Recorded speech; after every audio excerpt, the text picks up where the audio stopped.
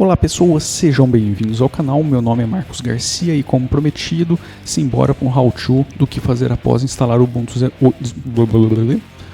18.04.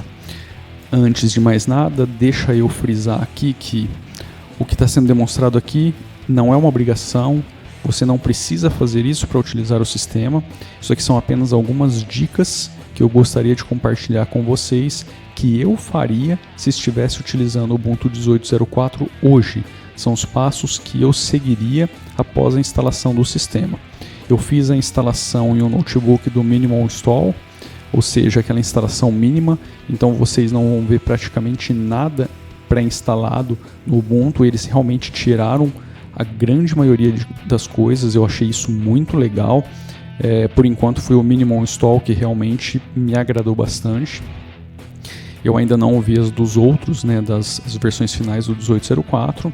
Então, assim, a minha primeira impressão foi muito bacana em relação a isso. Mas voltando aqui para o que eu estava falando, isso aqui são algumas dicas do que eu faria se estivesse utilizando o Ubuntu Gnome hoje, o Ubuntu padrão hoje, que vem com o Gnome. E gostaria de deixar aí a dica, aliás, gostaria de compartilhar essas dicas com vocês. Vou fazer alguns comentários aqui antes de começarmos a passar por esse how-to de alguns features novos que apareceram nessa versão 18.04 que me chamaram a atenção, achei muito bacana. O primeiro deles é a tela de abertura, a tela de apresentação, mostrando aqui para os novos usuários ou para aqueles que estão saindo do 16.04 para o 18.04 quais são as mudanças no sistema. Para quem estava no 17.10 isso não faz tanto sentido, mas para quem está vindo de lá de trás faz sentido porque a gente não tem mais o Unity e sim o Gnome e algumas coisas mudaram. Então achei bacana essa tela bem simplesinha, é uma imagem com alguns pontos destacados, tá aqui, isso daqui foi basicamente o que mudou na sua interface de trabalho. Lógico que existem mais algumas mudanças, mas eu acho que assim, as que talvez teriam um impacto maior para o usuário são essas. E eu achei bacana a forma como eles apresentaram isso e essa tela já aparece logo que você carrega o sistema pela primeira vez. Eu estou mostrando para vocês aí alguns aplicativos que já vêm pré-instalados nesse Minimal Install. São bem poucos mesmo. Aliás, acho que vale comentar também que eu perdi todo o áudio desse vídeo. Esse áudio já é a segunda gravação, o primeiro estava sincronizado 100% com o que eu estava falando. Eu estou refazendo o áudio em cima do vídeo, assistindo ele e falando aqui, comentando novamente para vocês, para não ter que fazer todo o trabalho novamente. Então se alguma coisa ficar um pouquinho fora do que vocês estão vendo, vocês já sabem o motivo, beleza? Seguindo aqui um novo feature, esse é muito show de bola, que é o Live Patch. Para quem ainda não conhece, isso aqui é uma forma de você aplicar os patches de correção de segurança do kernel sem precisar fazer o reboot da máquina. Esse feature não é novo para o Ubuntu, ele já estava disponível, se eu não me engano, a partir da versão... Aliás, na versão 16.04 isso já está disponível, só que a instalação é feita via terminal. E aqui os caras trouxeram isso de uma forma gráfica e apresentaram para todas as pessoas, para todos os home users, porque esse feature está mais voltado para o mundo corporativo, principalmente para a área de servidores. Eu acho muito bacana eles estarem trazendo isso para todos os usuários. Esse recurso é gratuito para até 3 máquinas por conta, ou seja, você tem uma conta do Ubuntu, se eu não me engano é a conta Ubuntu One, eu não sei se eles ainda mantêm esse nome, mas para cada conta você tem 3 máquinas configuradas. Se você precisar de mais, ou você paga pelo serviço, ou então você cria uma nova conta e adiciona em outra máquina essa nova conta. O processo de habilitação é muito simples, é só você fazer o login com o user password que você já tem, ou se você não tiver uma conta ainda, você pode fazer o registro pela própria interface. É muito simples, se você não quiser fazer isso logo que essa tela aparece, você pode fazer isso depois e eu vou mostrar a tela onde esse recurso se encontra para que você faça esse novo registro. Um outro feature que está presente nessa versão do Ubuntu são os reports. Agora você pode fazer um opt-in ou um opt-out, participar ou não desse envio de informações anônimas para Canonical. e aqui eles estão tentando captar bugs, softwares que você está utilizando, ou seja, eles estão querendo um apanhado geral daquilo que você tem no seu computador para eles poderem aprimorar a experiência aí com o Ubuntu e até mesmo corrigir os bugs mais rapidamente. Você consegue ver um report já do que você tem, clicando ali no Show the First Report, para entender quais são as informações de fato que estão sendo enviadas para eles. Acho muito bacana isso pode ajudar bastante eles, porque a grande maioria das pessoas não contribuem com os bugs. Ninguém quase tem uma conta para fazer esse tipo de coisa, ou então não quer perder tempo com isso daí. E depois eles apresentam a loja de aplicativos, para quem ainda não conhece, e acabou aí o passo a passo após a instalação. Esse Ubuntu está instalado em um notebook, eu estou mostrando aí na tela, ele já instalado, tá? O que vocês estão vendo é uma instalação mesmo. Eu particularmente achei ele um pouquinho lento nessa máquina. Eu tenho um desempenho muito melhor com o Kubuntu, por exemplo, que eu já fiz o teste aqui, vou fazer um how-to. Estou demonstrando aí para vocês que é a versão, a gente está rodando o kernel 4.15. Visualmente está bonito, não tenho do que reclamar, apenas aquilo que eu sempre falo. Eu acho que eles poderiam vir com uma interface um pouco mais moderna, principalmente o tema de ícones e tudo mais. A gente está rodando o GNOME Shell 3.28, é praticamente a última versão estável apresentada pelo time de desenvolvimento do GNOME, e a gente tem basicamente a carinha do Ubuntu, a barra lateral, que é um fork do Dash-to-Dock, que eles implementaram, né, para facilitar aí a vida de quem está migrando do 16.04 para o 18.04, para não ter uma estranheza tão grande. Acho que eles poderiam ter colocado o lançador de aplicativos na parte superior, mas talvez faça sentido aí por conta dos activities estarem ali em cima, o lançador de aplicativos ficar embaixo, porque aí você pode utilizar esse recurso tanto com o mouse lá em cima quanto com o mouse aqui embaixo. Não sei se foi essa a sacada dos caras, mas talvez faça sentido. Então vamos para o how-to. Primeira coisa que eu gosto de fazer é entrar no Software Updates e mexer ali nos canais de software que estão disponíveis. A primeira delas é tirar o servidor do Brasil para o main server. Isso por conta de, no main server é onde tudo está sendo depositado. Se você tiver algum delayzinho entre um servidor e outro, com o main server você não vai ter problemas. Hoje é raro isso acontecer, pode acontecer, mas é muito raro. E tem outra, prefiro utilizar o servidor principal do que um secundário. A diferença é que talvez a instalação de pacote, o download de pacote, seja um pouco mais lento utilizando o main server, porque ele vai pingar lá fora. Ao contrário do brasileiro que está aqui dentro do território nacional. Talvez a velocidade aí de acesso seja um pouco maior, mas é coisa muito pequena. Em outros softwares, eu gosto de habilitar o canal de terceiros. Em updates, eu deixo basicamente as configurações como estão. Eu gosto que ele baixe as atualizações de segurança e as faça automaticamente, mas eu não deixo esse tipo de recurso marcado para semanal. Eu gosto de alterar esses updates para diário, ou seja, assim que tiver uma atualização de segurança, me mostra, baixa, instala, ou então me mostra para eu instalar. E em relação ao Live Patch, você pode ativar o recurso também por essa tela. Aqui você tem o Sign In, ele vai te jogar para aquela mesma tela que você viu na abertura do sistema, para você fazer o login ou então criar uma conta do Live Patch. Então, se você não optou por isso naquela tela, você pode fazer isso agora pelo Software and Updates. Eu sou um cara que não gosta de fazer upgrade de versão para versão, então eu deixo aqui marcado para mostrar notificações de novas versões do Ubuntu apenas para long term, mas aqui eu poderia até deixar desativado para ele não me mostrar nenhuma notificação nunca, porque eu nunca fiz um upgrade de um sistema para outro. Eu prefiro fazer a instalação limpa, prefiro formatar e colocar um novo sistema. Em drivers adicionais, se você tiver algum driver para instalar, esse é o momento de fazer a instalação, mas se for algum dispositivo gráfico, tipo NVIDIA, uma placa gráfica, eu adicionaria o canal de driver oficial da Canonical. Eu vou deixar aqui o PPA para que você possa fazer isso e depois faria a instalação do driver para ter a última versão possível daquele driver gráfico. Em Developer Options é onde você pode optar ou não para ter algumas atualizações assim que elas acabaram de sair. Isso pode trazer alguma instabilidade para o seu sistema, mas se você quiser os pacotes com mais rapidez, talvez isso seja interessante para você. Então, basicamente, o primeiro passo do how-to é esse. Eu não faço o update do sistema pela tela gráfica, eu prefiro fechar e dar um sudo apt-get, update e upgrade direto pelo terminal. Eu prefiro fazer esse processo pelo terminal, mas você poderia fazer por ali. Dando um reload, ele vai fazer aquele sudo apt-get update. Se tiver alguma atualização, ele vai te mostrar na tela. Se não tiver, ele simplesmente vai fechar ali a telinha e acabou.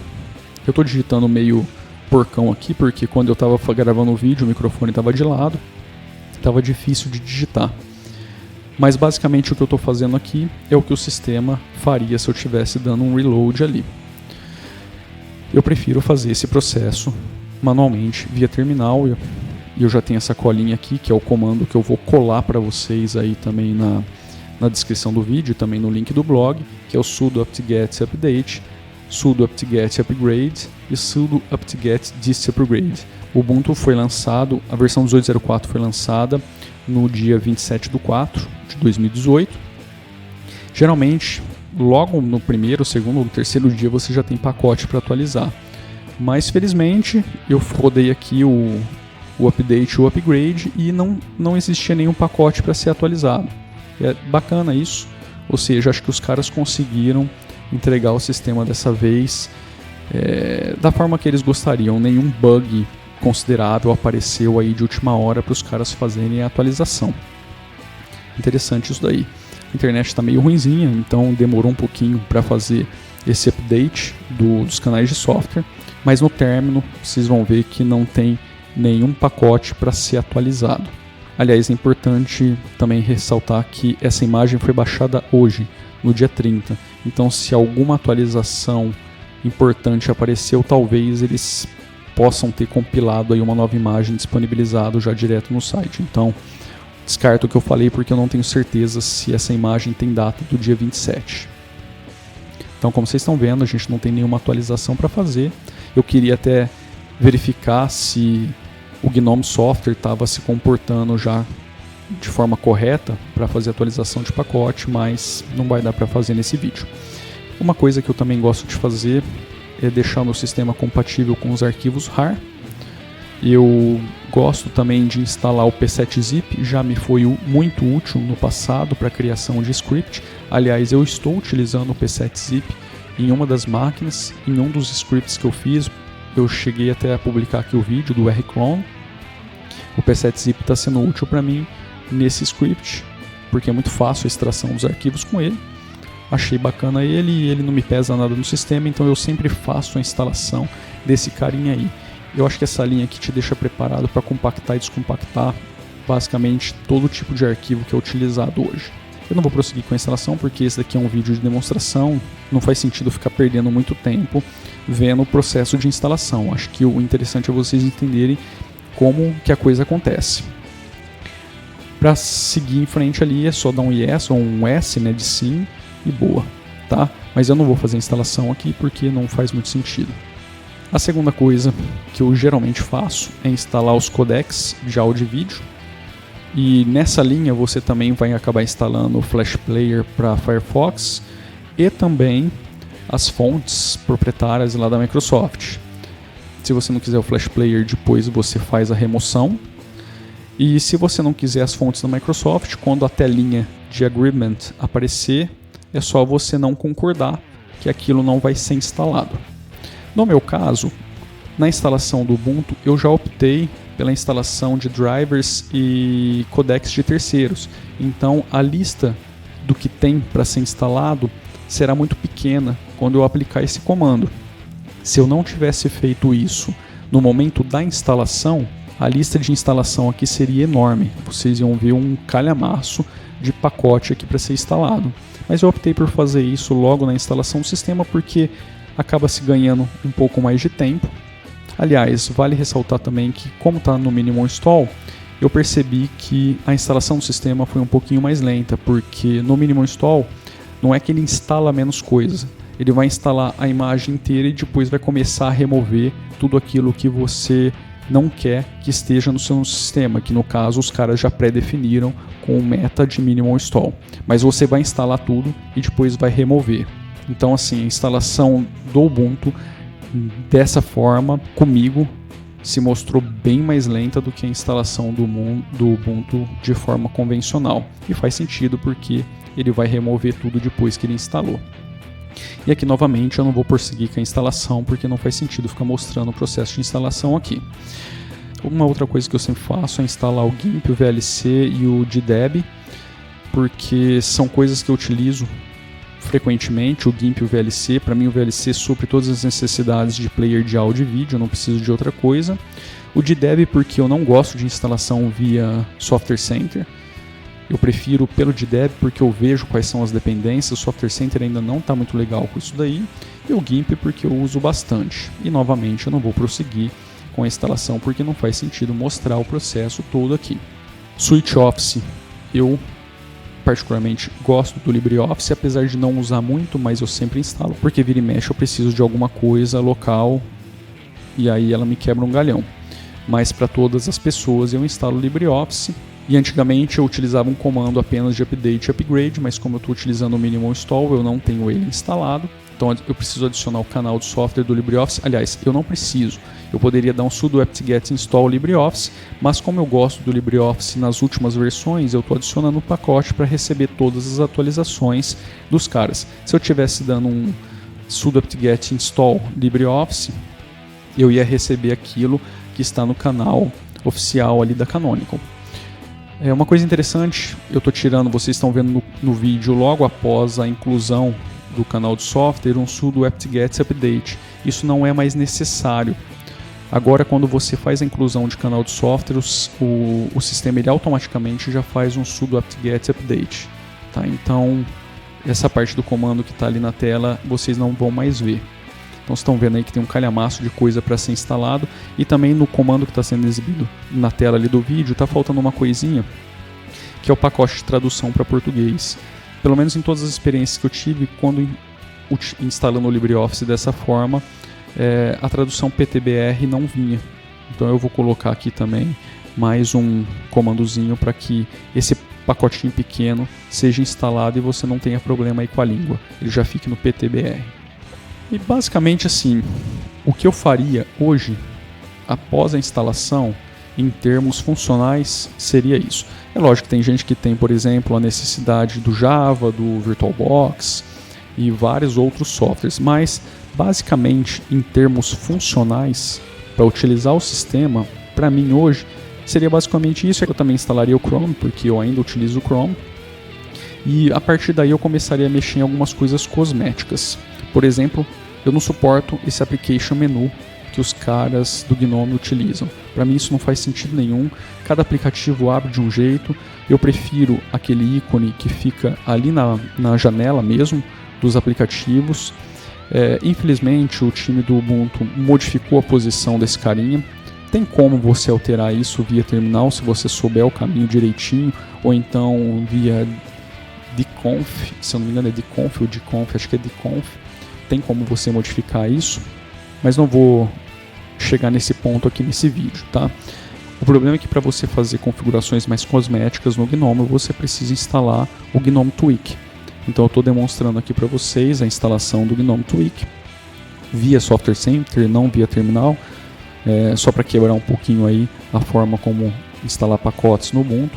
Algumas pessoas acham que só é possível via terminal, mas não, tudo que eu fiz aqui dá para fazer via Software Center, tudo via ambiente gráfico, tá? É que eu gosto de fazer isso via terminal porque eu acho mais fácil. Então eu estou com o GNOME Tweak aberto. Por aqui você consegue customizar um monte de coisa, inclusive os ícones do desktop e tudo mais. Eu não vou mexer nisso. Eu particularmente não sou uma pessoa que utiliza ícones no desktop mais, mas não vou mexer nisso, porque não vem ao caso. Eu acho que talvez a grande maioria das pessoas goste disso ainda. E aqui você tem aí um monte de configurações que podem ser alteradas, até na parte de energia, suspender ou não o laptop se a tampa for fechada, com o monitor externo plugado. Eu não sei se isso está funcionando. No passado, mudar essa configuração não fazia diferença nenhuma. O laptop não ia ser suspendido de qualquer forma. E a configuração que eu estava comentando agora do Application Menu, você modifica aqui na opção Top Bar, no primeiro item, que é o Application Menu, que está habilitado. Se você desabilitar, aquilo ali vai ficar perto dos controles de janela, do minimizar, maximizar e fechar. O problema é que no tema que vem com o Ubuntu por padrão, essa porcaria muitas vezes dá pau. Nesse vídeo vocês vão ver isso acontecendo com o terminal várias vezes. O ícone do terminal, por algum motivo, não fica correto, né, com essa configuração setada. E não é um problema com o ícone, porque em algumas vezes o ícone simplesmente se comportou de forma correta, mas às vezes isso não acontece.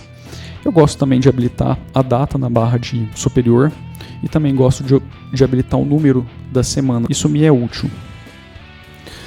De restante, não tem muito o que fazer. Se você estivesse utilizando o GNOME puro, talvez aqui no Windows, os controles de janela, eu habilitaria o minimizar e o maximizar. Para mim isso faz sentido. Eu não gosto só do botão fechar. Minha cabeça não funciona com esse workflow. Eu preciso desses controles ali visíveis para mim. Mas o pessoal do Ubuntu já entrega isso por padrão, habilitado. Então de boa. Então não precisaria fazer mais nada em relação a isso. Eu acho que também da parte cosmética, aí vai de cada um. Você tem a opção de instalar a seção do GNOME, utilizando o comando sudo apt-get install GNOME session. Ele vai meio que instalar a seção pura do GNOME, mas com todas as configurações já feitas pelo time do Ubuntu. Ou seja, as janelinhas já vão estar com o minimizar, maximizar e fechar no lugar. O Application Menu, aquele ícone, ele vai continuar do lado direito, do lado desses comandos. A barra do Ubuntu, o dock, vai sumir, aí você pode optar por baixar o Dash to Dock, o Dash to Panel, aí fica a gosto do freguês. Ou seja, ele vai te entregar o GNOME quase puro, com algumas customizações pré-feitas pelo time do Ubuntu. E você também tem a opção de instalar o tema da comunidade que todo mundo esperava que viria instalado com o Ubuntu, porque os caras deram uma repaginada legal na interface do Ubuntu. Eu particularmente gostaria de ter visto o 1804 com essa cara. Eu acho que os caras assim mataram a pau as críticas que eu fiz no passado em relação ao Ubuntu, em relação a trazer algo um pouco mais moderno, porque eu acho sim que o pacote de ícones que eles usam, as decorações, elas estão meio datadas, e os caras que fizeram esse tema da comunidade realmente mataram a pau aí. Essa repaginação ficou muito, muito massa o que os caras fizeram, só que a justificativa do líder do time de desenvolvimento do desktop foi que ainda existiam muitos bugs com esse tema, então eles preferiram, como é um long term, né, uma versão de suporte longo e que muita gente provavelmente vai utilizar, eles preferiram não arriscar entregar o sistema com bug. E aí o terminal aberto, eu já mostro para vocês o Application Menu, o bug. Ali do lado do controle de janela, o ícone ele não ficou do jeito que deveria ficar, e algumas vezes ele fica, outras vezes ele não fica. Isso nesse vídeo aconteceu apenas com o terminal. No passado, no 17.10, isso acontecia com quase todos os aplicativos, mas dessa vez aconteceu só com o terminal. É um bugzinho chato, mas eu não sei se a grande maioria das pessoas vai acabar ativando esse recurso como eu, mas tá aí, é um bug que, sei lá, talvez não deveria estar aí. A gente está com o GNOME 3.28, muita coisa mudou, muitos aprimoramentos foram implementados, principalmente aqui no GNOME Settings. Você tem controle de muito mais coisa, eu acho que isso está muito bacana. Acho que a versão 3.28 do GNOME é uma versão muito madura. De tudo que eu vi até hoje, é a versão mais madura do GNOME. Faz sentido também, né? Os caras estão evoluindo o software deles com o passar do tempo, com o passar das versões. Aquilo que no passado tinha ficado problemático, agora está sendo resolvido aqui. Eu mostrei ali uma opção do dock, porque o Ubuntu fez o fork, né, do dock, do Dash Dock, então você consegue configurar também o dock que nem configurava no Unity por ali. Você tem a opção de auto-hide e de mexer o tamanho da barrinha. E também o posicionamento, do lado esquerdo, direito ou embaixo. No mais, eu acho que é isso, galera. Não tem muito mais o que falar, a não ser começar a fazer uma análise do sistema, mas eu prefiro deixar isso para um outro vídeo, ok? Eu espero que vocês tenham gostado.